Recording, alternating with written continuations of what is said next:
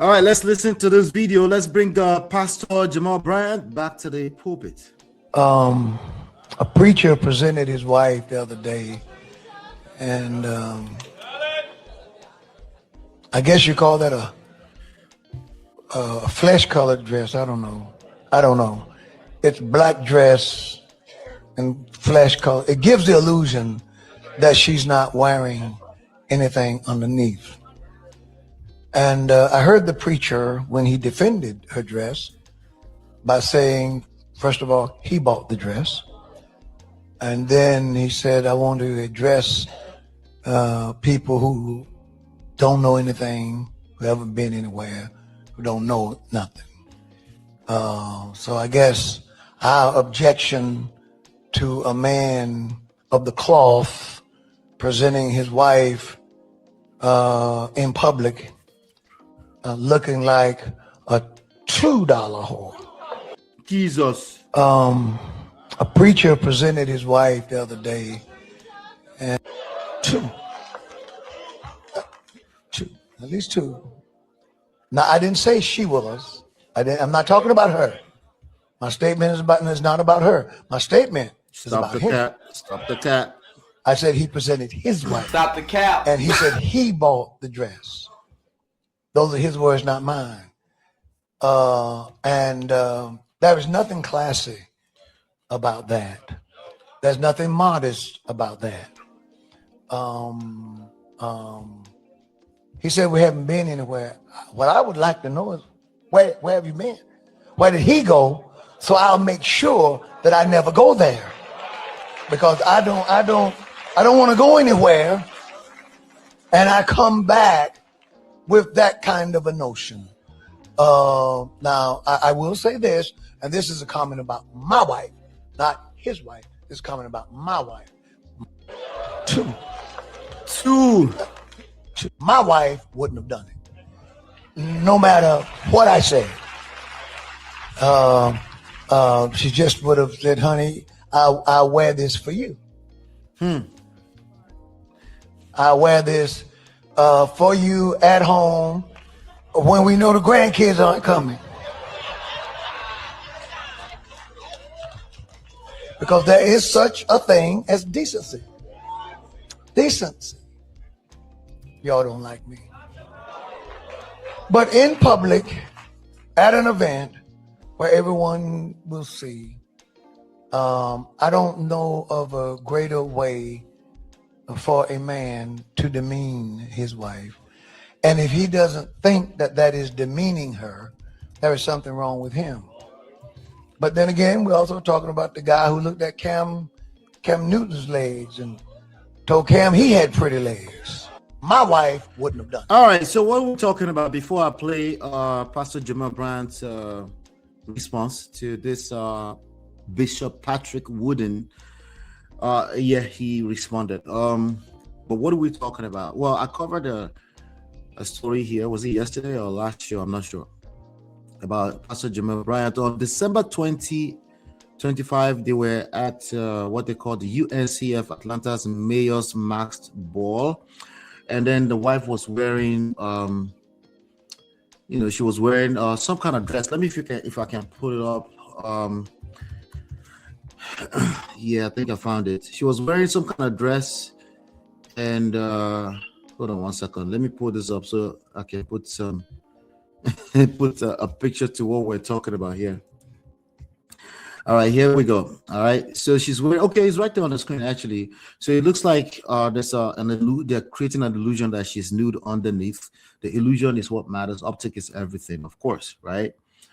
And of course, this pastor doesn't seem he didn't like it, But also, Pastor Jamal Bryant didn't like the fact that they were attacking his wife. And my stand was that I would defend my wife too, even if she's wrong. But I'm also indirectly acknowledging that that's kind of not necessarily wrong, but indecent exposure, if you want to call it that, if you want to call it decency, modesty, those are all valid. Like I said, the church, of course, you should expect that they will judge you on that.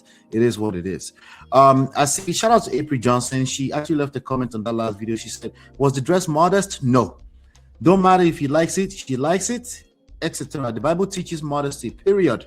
Y'all better wake up and come out of her, my people. Time is running out. Are you in the world or of the world? With Pastor Bryant, his fruits review who he is. How about you? Okay, all right. How about me? I don't know. Mario, that's a good point. You know where we're going with this. No, actually, I thought you were talking about something. Why is this pastor talking about it? Well, he's tackling it, but Pastor Jamal is going to talk about it. But I thought you were talking about why is Pastor Jamal talking about it? Yeah, like if I were him, if I'm putting my full chest out there and I'm having my wife wearing, I would not respond though. It must mean I'm looking for virality and I will not be responding to everybody. Somebody said, shout out to Liv, that David said, when I was 11 years old, I said to my father that I thought preachers, politicians, and pimps were the same. Shoulder shrug. And somebody responded, you were a very bright child. But let's see what Pastor Jamal Bryant had to say about this actually. Let's have it. Okay, let's go. I got so many preachers that's going to preach about me week in and week out. And I'm amazed. I ain't even going to call no names. But this is what I'll say to you. I find it interesting, the preachers who talk about preachers. Go check it out. Let me know if I'm wrong. The preachers who talk about preachers have never gone viral preaching about Jesus. What? Because I got so many preachers that's going to preach about me week in and week out. And I'm amazed. I ain't even going to call no names. Wait, the objective is to go viral or to win souls? Those are two different things. Going viral and winning soul, one soul at a time. All it takes is one at a time. Okay, don't let me get into preaching, but I'll leave that to you guys, okay? So I say your cousin Gino Jennings has called you out. What says you? But bro, you hardly ever talk about Jesus. Hey. See, when you talk too much, you tell on yourself or you actually expose yourself. Even if that's your profession, including me, myself. But let's see. The ex-wife had something to say about this. Let's listen in. I know you don't want to talk about it, but I'm going to talk about it. I don't see nothing wrong with Jamal's wife's dress. Did you see all the discourse online? Yes. I don't see anything wrong with that dress. It was fine. It was fine. Yes. But this is the thing. You know, people going to have their commentary one way or the other. And you would think you would not feed into the commentary, Pastor. That part. So her dress was fine. But and people going to have, say whatever they want to say. Let's just not feed into it. That's all. Yeah, that part. Yeah. Because that's when you make it unnecessarily bigger than it is. Yeah, you bring more attention to it for sure. Yeah. But I also think, I don't know, I'm just like, it was an unnecessary discussion, period. Yeah, so just leave it alone. But it was made a moment for sure. Yeah. Or maybe use a different platform for that. I don't know that Sunday service is the place to talk about. Agreed. And I'm not going to tell him when and where to say whatever he has to say. Yeah. But maybe it was a Bible study moment, right? Or a podcast moment, not on like Sunday. Mario said. Let's Sunday for the word of the Lord. Yes. Because I didn't see the connection to the word of the Lord. Sometimes it's like, I know you don't want to talk about it, but I'm going to talk about it. All right. So again, my take is still my take on this. I can appreciate defending your wife, but let me add this into it. Context also matters. And context, who's to know what to what extent? I agree 100% that it shouldn't have been on the pulpit. But even better yet, though, if you know you're going to put your full chest out there as a pastor and have your wife wearing this kind of dress, I think you're better off not responding. Just double down next time. I will just be careful, because remember the story of Pastor Franklin and Megan Good. Yeah, it was one of these. At one point, it was like, oh, the church is judging them. But those things, believe it or not, affects the relationship. It does affect the relationship. A lot of people don't pay attention to that. You remember Pella and Jarvis? Everybody should just leave us alone. Well, you're a public figure and people are judging you. I'm not saying you should listen to every single one of them, but it's going to affect you. Make sure that you are matching energy across the board. For a pastor, personally, if I was a pastor, my wife is not going to wear that kind of dress. Okay. As a matter of fact, today, a lot of people will say, oh, like if you go to my church right now, for years, people will suggest a pastor or something because I'm somewhat a thought leader, right? I say no, because I want to curse. I want to say fuck. So, and I don't want to be a pastor that will say, I don't want to be a pastor. I don't curse that much, but I curse when I feel like it. There's certain expressions I want to make that I feel better using those words. And I would not want to be a pastor. So I'm actually judging myself up front. So in that same token, I think Pastor Jamal Bryant should be wiser than that. It's just like frankly, recently he used the word shit on his podcast. Like, that's not necessary. Okay. If you're going to be a gospel singer, the greatest gospel singer since the beginning of mankind, there you can sacrifice that word. Okay. I chose not to sacrifice that word because I don't care about being a pastor. It's not my calling.